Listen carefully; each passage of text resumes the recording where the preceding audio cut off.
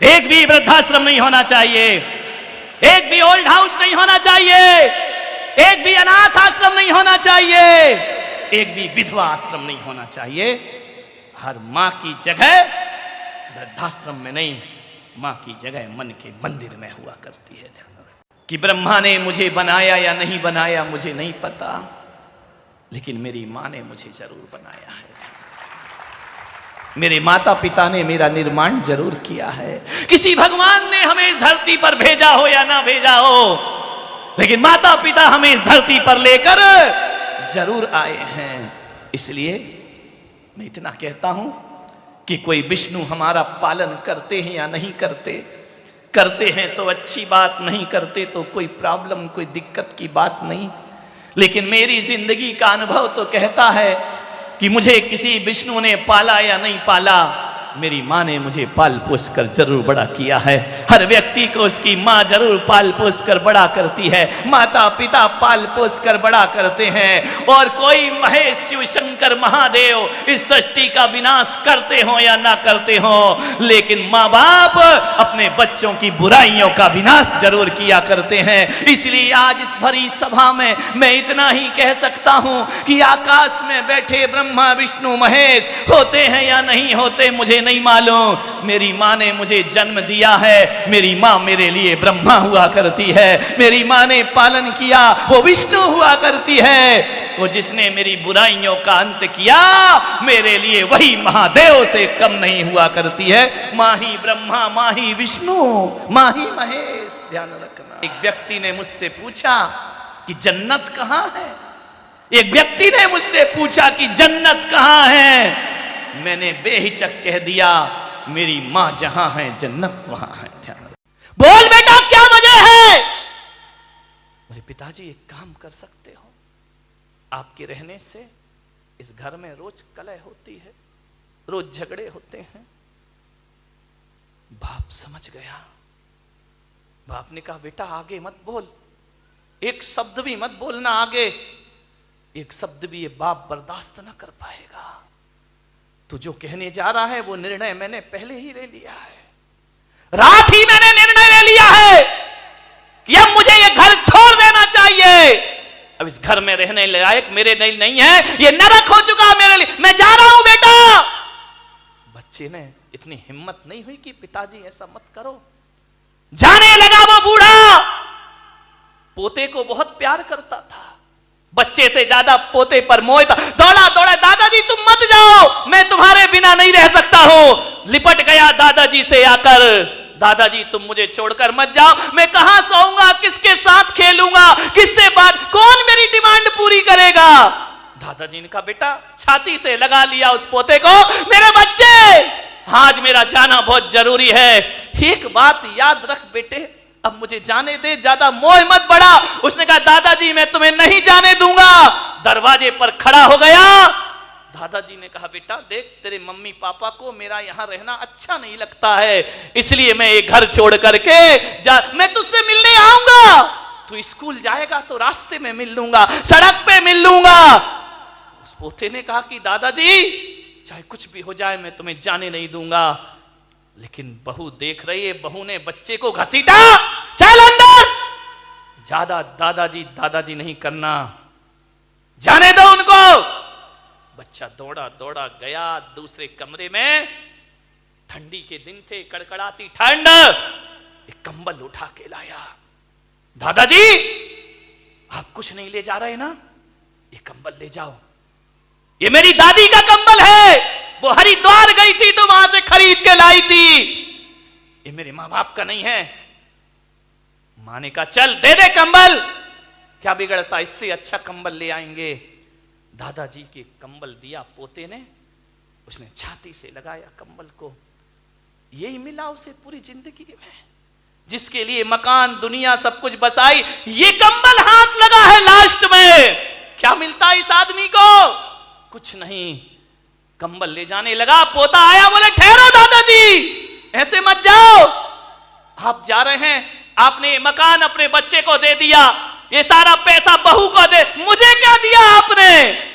अरे उसने कहा तू तो अभी बहुत प्यार कर रहा था बेटा, मेरे पास क्या है, ये माँ बाप तेरे हैं, ये मकान तेरा। नहीं दादाजी, आपसे मैं बहुत प्यार करता हूं, थोड़ी निशानी मुझे आपकी चाहिए। क्या लेगा बच्चे मेरे से, मेरे पास कुछ नहीं है। कैंची लेकर आया, कंबल को आधा काट दिया। मां ने कहा पागल, ये कंबल क्यों काटा है? ना तेरे काम का रहा ना दादाजी के काम का रहा, दो टुकड़े कर दिए। बोले मां मैं जानता हूं ये कंबल दादाजी के काम का तो नहीं रहा, लेकिन मेरे बहुत काम का है कंबल। बोले क्यों? बोले जैसे आप दादाजी को घर से निकाल रहे हो, और बड़ा होकर जब मैं तुम्हें निकालूंगा तो आधा कंबल तुम्हारे बहुत काम आएगा जिंदगी में, ध्यान रखना। मान्यवर, उस बूढ़े बाप की आंखें डबडबा गईं। मैं दूंगा तुम्हें, जब तुम अपनी कमाई का अपने पिता को कुछ नहीं दे रहे हो, तो मैं भी तुम्हें क्यों दूंगा? आधा कंबल संभाल के रखूंगा मैं अपनी जिंदगी में।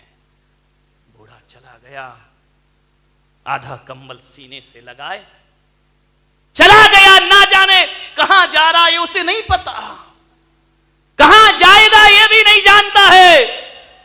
वह चलते जा रहा, चलते जा रहा, चलते जा रहा, एक फोटोग्राफर की दुकान पे पहुंच गया। उसने देखा, ना जाने क्या सूझी बुढ़ापे में उसको, कंबल दबाए हुए सीढ़ियां चढ़ गया। फोटोग्राफर से बोला कि बेटा मेरी एक फोटो खींच सकता है? उसने कहा दादाजी को क्या हो गया, फोटो खींच दे। आंखों में कीचड़, टूटा हुआ चश्मा, फटा हुआ कंबल। उसने कहा दादाजी खींचूंगा मैं फोटो, आइए बैठिए। उसको बिठाया, फोटोग्राफर ने रुमाल से दादाजी का मुंह साफ किया। इतनी जोर से बूढ़े ने उसके हाथ पकड़े कि बेटा जिसकी गंदगी बचपन में साफ की, उन बच्चों ने मेरा मुंह ना पोंछा। एक बात याद रखना बारामती वालों, ये कभी कभी जो प्यार अपनों से नहीं मिलता वो पड़ोस में प्राप्त हो जाया करता है। उसने कीचड़ पोंछा, चश्मा सही किया। दादाजी ये चश्मा टूटा है, ये तार निकला है इसका, सही क्यों नहीं किया? क्या करूं बेटा, जो कल तक आंखों के तारे थे उन्होंने चश्मे का तार नहीं सुधरवाया मेरे। फोटो निकाली, फोटो निकालने के बाद दादाजी ने अपने जेब में हाथ डाला, एक फटा पुराना 5 का नोट निकाला। बोले बेटा ये ले ले। उसने कहा नहीं पिताजी, दादाजी अब पैसे नहीं चाहिए मुझे, मैं आपकी फोटो जरूर बना कर दूंगा। बोले मेरे पास कुछ नहीं बेटा, केवल ये फटा 5 का नोट है, तू रख, तेरे बहुत काम आएगा। उसने कहा नहीं दादाजी मुझे नहीं चाहिए। बोले रख ले बेटा रख ले। बोले मुझे नहीं चाहिए। तो बूढ़े ने कहा अपनी नहीं तो मेरी खुशी के लिए रख ले। दादाजी आपको ये 5 रुपया देने में खुशी मिलेगी? उसने कहा लाओ मुझे दे दो। उसने 5 का नोट देखा, फटा सा था। आज वो 5 का नोट हजारों की गड्डियों के सामने भारी पड़ रहा था उस फोटोग्राफर को। उसने लिया 5 का नोट डाला। दादाजी ने कहा 2 दिन बाद मेरी फोटो दे देना मुझे। बोले ठीक है। 2 दिन बीते। 2 दिन बाद 2 लड़के पहुंचे फोटोग्राफर के पास। बोले भाई साहब 2 दिन पहले एक दादाजी ने यहां फोटो खिंचाई थी, वो फोटो हमें चाहिए। आप कौन हैं? हम उनके लड़के हैं। ये डॉक्टर है, इंजीनियर है। आप उनके लड़के हैं, आपको कैसे पता कि फोटो खिंची है? बोले बड़ा अफसोस है कि जिस दिन मेरे पिता तुम्हारे यहां से फोटो खिंचा के जा रहे थे और इन सीढ़ियां उतर रहे थे, आगे पहुंचे हैं और एक जोरदार ट्रक की टक्कर में उनका एक्सीडेंट हुआ और वो दुनिया में नहीं रहे। जब हमें सूचना मिली हम गए, जब तक प्राण पखेरु उड़ गए, उनके कुर्ते के जेब में तुम्हारी दुकान की रसीद पड़ी थी। बस वही रसीद लेकर हम तुम्हारे यहां आए हैं। वो फोटो तो दिखाओ जरा। फोटो दिखाई। अरे ये फोटो खींची है तुमने? ये फटे से कपड़े, टूटा सा चश्मा, आंखों में कीचड़। बोले एक काम करो, कंप्यूटर का जमाना है, इसमें एडिट कर दीजिए, अच्छी शेरवानी पहना दो इनको, सोने की चेन डाल दो गले में, एक अच्छी कुर्सी पर इन्हें बिठा दो, इनका चेहरा थोड़ा सा बदल दो। उसने कहा भाई साहब बहुत पैसा लगेंगे। बोले देंगे 5,000 रुपए लगेंगे। बोले देंगे 5,000 रुपए। ये वो औलाद जिसने जीते जी बाप को 5 रुपए नहीं दिए, वो 5,000 की फोटो ले रही है। उस आदमी ने पूछा कि आप इतनी बड़ी फोटो क्यों बनवा रहे हो? बोले परसों हमें इनका उठावना करना है, इस समाज में हमारी इज्जत का सवाल है, ध्यान रखिए।